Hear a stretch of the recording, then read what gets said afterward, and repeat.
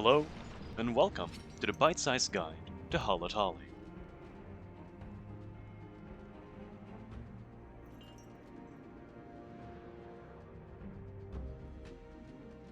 Halatali is a level 20 dungeon and fourth possible dungeon you can encounter, and the first to be unlocked through a side quest. After completing the main scenario quest, Dressed to the Sea, the side quest Hello Halatali will be made available from Nedrick Ironheart in Western Thanalan. Level 18 marks a spot where most classes gain some sort of new spell or skill through either their class or as a role action. And these will add to your class in various ways, so make sure to read our tooltips. However, the abilities that will affect team play the most is Interject, which is a level 18 role action for tanks. This can be used to interrupt certain abilities cast by enemies. The abilities you can interrupt using Interject will be those who cause the enemy's cast bar to flash noticeably red. The second, and perhaps most influential, is the Mage class's access to Swift Cast. When used, your next spell will be cast instantly. Typically, this will be reserved for Raise, Resurrection, or Ascend to bypass the long casting time of revival spells to swiftly bring a dead team member back up. For the bosses, the dungeon features 3 different mobs who should be handled with care: the Doctore, the Gas Bomb, and the Colosseum Python. The Doctore will periodically cast a cone-shaped AoE attack in the direction of the tank. This is sometimes also referred to as a cleave attack. The tank should make sure to tank the Doctore facing away from the party. The Gas Bomb will initiate a large AoE after a short time of being engaged. The AoE deals heavy damage, but also kills the bomb. The party can choose to either focus it down beforehand, or ignore it and avoid the AoE to save time. Lastly, the Colosseum Python will periodically poison the tank.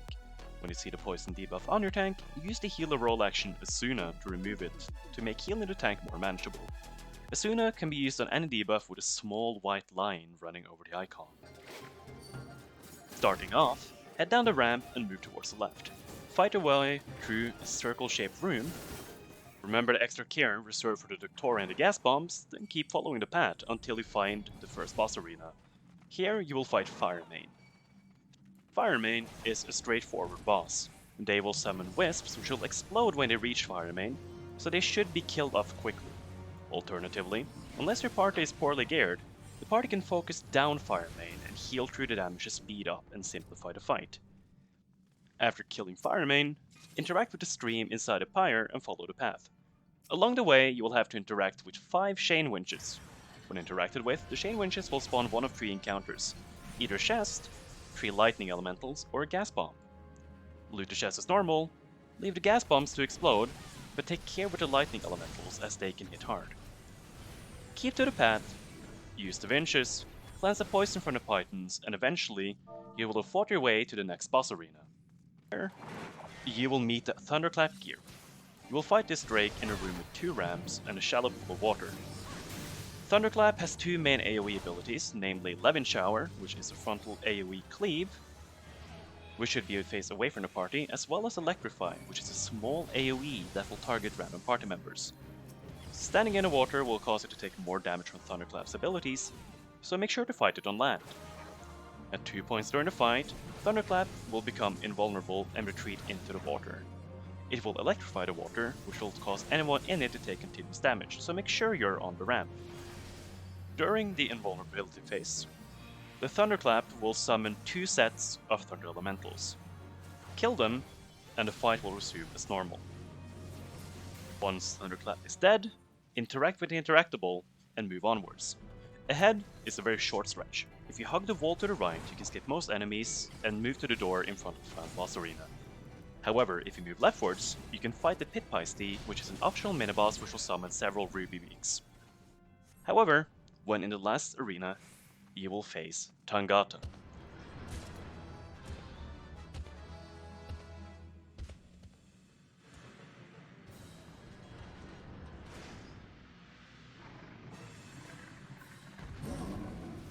Tangata has a powerful frontal cleave that should be faced away from the party.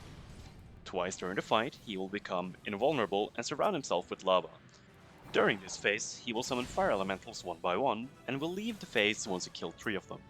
Like Firemane, he will summon wisps that explode when they reach him.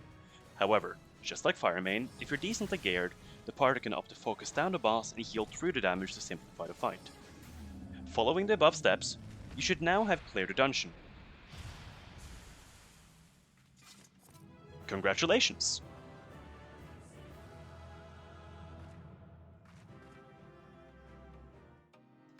If you found this guide helpful and want more, make sure to subscribe and hit the notification bell, and leave any thoughts, questions, or comments down below. As always, I hope you have a wonderful day and a wonderful week. Have a nice one!